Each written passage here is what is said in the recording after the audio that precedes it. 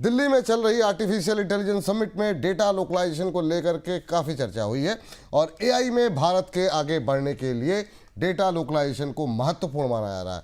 हालांकि इस दिशा में भारत में अभी तक कोई बहुत ज़्यादा प्रगति नहीं हुई है और यहाँ तक कि हाल में भारत और अमेरिका के बीच ट्रेड डील की घोषणा में भी डेटा लोकलाइजेशन को अभी तक बाहर ही रखा गया है। सर, डेटा लोकलाइजेशन के बारे में हमारे तमाम दर्शकों को बताइए, आखिर में ये है क्या और भारत के लिए एआई में डेटा लोकलाइजेशन इतना महत्वपूर्ण, इतना इम्पॉर्टेंट क्यों है?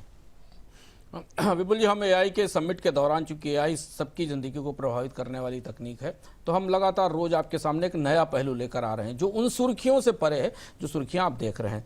डेटा लोकलाइजेशन सबसे महत्वपूर्ण, एक कच्चा माल जैसे मान लें कि अगर आपको बिजली बनानी है तो आपको कोयले की ज़रूरत है, अगर स्टील बनाना है तो आपको आयरन ओर की ज़रूरत है। डेटा चाहिए आपको, तभी एआई या मशीन लर्निंग काम करता है। डेटा लोकलाइजेशन का मतलब है कि डेटा देश की सीमाओं के भीतर ही स्टोर किया जाए और यही प्रोसेस किया जाए। इसमें दो तरीके के नियम होते हैं। पहला नियम होता है कि पूरा लोकलाइजेशन, डेटा बाहर नहीं जा सकता, पूरा डेटा देश के भीतर रहेगा। और दूसरा ये कि शर्तों के साथ ट्रांसफर किया जाए, यूजर की सहमति हो, पर्याप्त सुरक्षा हो, मिररिंग हो, यानी देश के भीतर भारत में उसकी एक कॉपी रखी जाए और दूसरी जगह ले जाई जाए। लोकलाइजेशन का नियम आमतौर पर भारत में पर्सनल और सेंसिटिव और क्रिटिकल डेटा पर लागू होता है। एआई का कच्चा माल है डेटा, इसके बिना आप एआई की कल्पना नहीं कर सकते।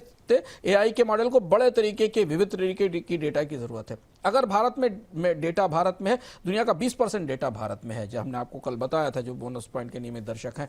अगर डेटा भारत में है तो एक्सेस, कीमत और शर्तों पर भारत की पकड़ जरूरी है। ग्लोबल प्लेटफॉर्म्स पर निर्भरता कम करने के लिए भारत का डेटा भारत में ही होना चाहिए। इससे रेगुलेटर की मजबूत निगरानी होती है, साइबर अपराध में और रोकने में, जांच में तेज कार्रवाई होती। खास तौर पर जो data centre, banking, health, transport और डिजिटल पेमेंट्स का डेटा सबसे महत्वपूर्ण होता है प्रोसेसिंग के लिए एआई में। लोकल डेटा का मतलब है कि आपके अपने डेटा सेंटर हैं, आपके अपने क्लाउड है, एनालिटिक्स है, और इस वजह से पूरे से बाजार में नई नौकरियां मिलती हैं। यहाँ एक छोटा सा एग्जाम्पल हम आपको दें ताजा हाल में, कि चीन ने अपने यहाँ भी नई व्यवस्था के तहत सारे डेटा, चीन के अधिकांश डेटा को यूज करने के लिए एआई प्लेटफॉर्म्स को बड़े पैमाने पर प्रोत्साहित किया है। तो ये सबसे कमजोर कड़ी है भारत की एआई तैयारियों की। चर्चा हुई एआई समिट में, एक्सपर्ट्स ने इस पर चर्चा की, बात की, लेकिन अभी कुछ ठोस ढंग से निकलकर समिट से या सरकार की तरफ से मिलता नहीं दिखाई दिया। लेकिन सर, इस पूरे मसले को लेकर के आखिर में भारत फंस कहाँ रहा है डेटा लोकलाइजेशन को लेकर के, और यहाँ पर बड़े चैलेंजेस, बड़ी दिक्कतें क्या हैं? भारत एक तो नीति को लेकर असमंजस में है। अभी आपको स्पष्ट नहीं है, हमें भी स्पष्ट नहीं है कि भारत में डेटा लोकलाइजेशन की नीति क्या है। भारत पहले कठोर लोकलाइजेशन की बात करता था, फिर बाद में हुआ कि हम ग्रेडेड और संतुलित मॉडल की तरफ जाएंगे। डीपी एक्ट में डेटा पर सख्त नियम और कुछ शर्तों के साथ ट्रांसफर की इजाजत दी गई। जो ट्रेड डील हुई, उस ट्रेड डील में यूएस के साथ डेटा लोकलाइजेशन पर कोई शर्तें शामिल नहीं की गई। सबसे बड़ी चुनौती इंफ्रास्ट्रक्चर गैप की है। डिजिटल ट्रांजेक्शन और एआई वर्कलोड तेजी से बढ़ रहे हैं, लेकिन भारत में डेटा सेंटर नहीं है। कल हम आपको विस्तार से बता चुके हैं। कंप्लायंस की बड़ी जटिलता है, अलग अलग नियम है। डेटा कैसे पब्लिक को मिलेगा, एआई को मिलेगा, इसकी कोई नीतियां स्पष्ट नहीं है। आरबीआई पेमेंट का डेटा रखता है, टेलीकॉम के डेटा अलग हैं, हेल्थ के प्राइवेसी के कानून है। बड़े कारपोरेट्स को तो डेटा मिल जाता है थोड़ा बहुत, लेकिन स्टार्टअप के लिए डेटा हासिल करना, क्योंकि इसमें बहुत सारे नियम कानून हैं, हासिल करना मुश्किल हो जाता है। और सबसे बड़ी उलझन यह है कि आप जितनी सख्त डेटा लोकलाइजेशन नीति बनाते हैं, ट्रेड डील्स उतनी मुश्किल होती जाती हैं, और इसीलिए अमेरिका ने भारत को पूरी तरह डेटा लोकलाइजेशन से रोक दिया है। तो अगर भारत को अंतर्राष्ट्रीय बाजार चाहिए, वहां अपना सामान बेचना है, तो अपनी डेटा संप्रभुता से समझौता करना पड़ेगा। और हम इसी के बीच उलझे हुए हैं, जूझ रहे हैं। पिछले 2-3 साल से भारत की डेटा लोकलाइजेशन नीति इसी तरीके से जूझ रही है। जी। अब सर, आखिरी महत्वपूर्ण सवाल इस विषय को लेकर के कि जो बाकी की कंट्रीज हैं वो क्या कर रही हैं डेटा लोकलाइजेशन को लेकर के, वहां से हम क्या सीख सकते हैं?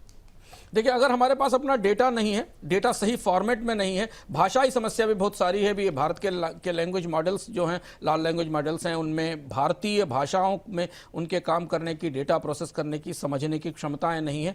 तो पहली चीज़ तो अभी पूरा का पूरा एआई अंग्रेजी की ज़बान में ही बात करता है। पर दुनिया के देशों ने काफ़ी बदलाव किया। जैसे ईयू ने कहा है कि डेटा बाहर तभी ले जा सकता है जब सामने वाले के पास कोई मजबूत सुरक्षा का कानून हो। पूरी रोक नहीं है, थोड़ा कड़ा फिल्टर है। चीन ने ज़्यादातर संवेदनशील डेटा अपने देश में ही रखा है। बाहर भेजने से पहले सरकार की सिक्योरिटी की मंजूरी है। कुछ बिजनेस फ्लो आसान किए, पर कंट्रोल बरकरार है। भारत में जब एआई समिट चल रहा था तो उसी दौरान चीन में स्प्रिंग फेस्टिवल चल रहा है, जहां पर कई सारे स्टार्टअप्स ने डीप सीक जैसे नए लैंग्वेज मॉडल लॉन्च किए हैं। और एक तरीके से ये जो न्यू मून फेस्टिवल है चीन का, जो स्प्रिंग फेस्टिवल है, वो एआई का शक्ति प्रदर्शन बन गया है। सीरीज में बड़ी छोटी कंपनियों ने अपने तरह तरह के मॉडल लॉन्च किए, और ऐसा इसलिए चीन ने किया क्योंकि न्यू मून फेस्टिवल के दौरान चीन में बहुत बड़ा डेटा जनरेट होता है, शॉपिंग का, ट्रैवल का, और एक तरह से वो सारा डेटा चीन की कंपनियों के लिए, जो चीन की भीतरी कंपनियां, उनके लिए खोल दिया गया है कि उस डेटा का इस्तेमाल करके वो अपने लैंग्वेज मॉडल्स को बिल्ड करें। अमेरिका में कोई बड़ा लोकलाइजेशन कानून नहीं है, सेक्टर वाइज नियम है, हेल्थ, फाइनेंस और डिफेंस है। अमेरिका इस मामले में काफी लिबरलाइज सी परिस्थिति बन रहा है। फोकस डेटा रोकने से ज्यादा इस पर है, डेटा कोई भी ले जाए, एआई चिप्स और क्लाउड टेक और इन सारी चीजों पर नियंत्रण की बात है। रूस, इंडोनेशिया, वियतनाम में काफी सख्त लोकलाइजेशन है। कई उभरते देशों में शर्तों के साथ डेटा ट्रांसफर की स्थिति है। ये नीतियों की परिस्थिति है। तो हो सकता है एआई समिट के बाद हम उम्मीद करें कि सरकार डेटा लोकलाइजेशन पर तस्वीर साफ करेगी, क्योंकि स्टार्टअप्स जिनको भारत में एआई के प्रोग्राम बनाने हैं, एआई के एप्लीकेशन क्रिएट करने हैं, जो फ्रंटियर टेक्नोलॉजीज क्रिएट करनी है, उनके लिए उन्हें डेटा की बुनियादी रूप से जरूरत है। और अगर उनको नहीं मिलेगा तो उनके लैंग्वेज मॉडल विदेश के डेटा पर, बाहर के डेटा पर ट्रेन हो रहे होंगे।